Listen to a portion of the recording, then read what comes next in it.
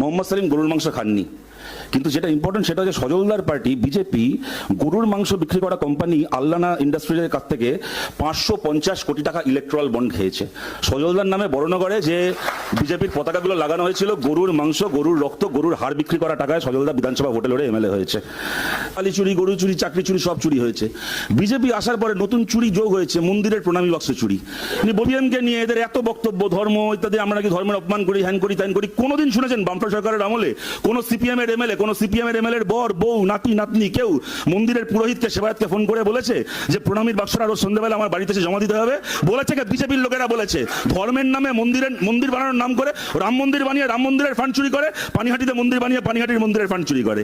Lenin কখনো ভারতে আসেননি, ভারতের জন্য কি করেছেন না করেছেন তার নামে রাস্তা পাল্টানো হবে না। আমার 14 পুরুষের ভাগ্য ভালো, সজলদার মতো মহাপুরুষ রাশিয়ায় জন্মায়নি। কেন বলছি? চৈতন্যদেব কোনোদিন রাশিয়ায় যায়নি, চৈতন্যদেবের মূর্তি আছে রাশিয়ায়। সজলদা যদি রাশিয়ায় জন্মাতো, গিয়ে চৈতন্য মূর্তি ভাঙতো।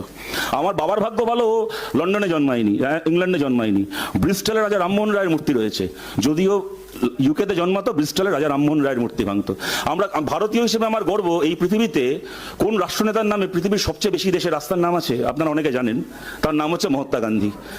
বলুন তাহলে সেই রাস্তাগুলোর নাম পাল্টে দেওয়া উচিত? মহাত্মা গান্ধী সেই দেশে কখনো যাননি বা সেই দেশের জন্য কিছু করেননি বলে? আমি বলছি আমার 14 গোষ্ঠীর ভাগ্য বলো এসব প্রতিভাবান আমাদের সঙ্গে আছে। যা জ্বালার পুরার আমরা পড়ি, অন্ততপক্ষে রামমোহন রায়, মহাত্মা গান্ধীরা এই আপদগুলোর হাত থেকে রক্ষা পাক। সাইবাড়ির সময় কোনো পুলিশ আসেনি দাদা, সাইবাড়ির সময় তো আমাদের পুলিশ ছিল না, ছিল কংগ্রেসের পুলিশ। তোমার বাবা সেই কংগ্রেসের নেতা ছিলেন, প্রদীপ দাস। এই সময় তুমি তখন তোমার জন্ম হয়নি বোধহয়, বা না তখনও তোমার জন্ম হওয়ার কথা নয়, 70-71 সালে। কিন্তু কেন পুলিশ আসেনি? কংগ্রেসের নেতাদেরকে জিজ্ঞেস করতে হতো। তুমি এত বছর সময় পেয়েছিলে, তোমার বাবাকে গিয়ে প্রশ্ন করতে পারতে, এখন আমাকে করে কি হবে? তমন্নার খুনিদেরকে ধরেছে শুভেন্দু অধিকারী সরকার, ঠিক কথা, একটা সরকারের কাজ খুনিদেরকে ধরা। ওনার কাছে দাবি করা হয়েছিল, বিকেলবেলায় সন্ধ্যাবেলায় ধরেছেন, আমরা তার জন্য কৃতজ্ঞ। শুভেন্দু অধিকারীর পিয়ের খুনিগুলোকে কবে ধরবেন? 4-4টে পিয়ে খুন হয়ে গেল, পিয়ের খুনিগুলোকে কবে ধরবে? কি করছেন? আজকে কিছু লোক গ্রেপ্তার হচ্ছে, আমাদের খুব আনন্দ হচ্ছে। আচ্ছা, মনে হয় না যারা হেরেছে, এই সুজিত বোস, সব্যসাচী দত্ত, যারা এবার জিততে পারেনি, যারা হেরে গেছে, এই দেবরাজ, যার স্ত্রী অদিতি মুন্সি বিধায়ক ছিলেন, দেবরাজ গ্রেপ্তার হলেন, অদিতি মুন্সি আবার হেরে গেছে। হেরে যাওয়াগুলোই কেন গ্রেপ্তার হচ্ছে? আর জিতে যাওয়া ববি হাকিম, জিতে যাওয়া জাভেদ খান, জিতে যাওয়া হচ্ছে এদের যত ক্রিমিনালগুলো রয়েছে তৃণমূল কংগ্রেসের, এক্স-বারকার এক ক্রিমিনাল বিধায়ক, তারা কেন গ্রেপ্তার হবে না? এটা কি কাকতালীয়? আপনারা কি? আর শওকত মোল্লা হেরে গেছে আর জাভেদ খান জিতে গেছে।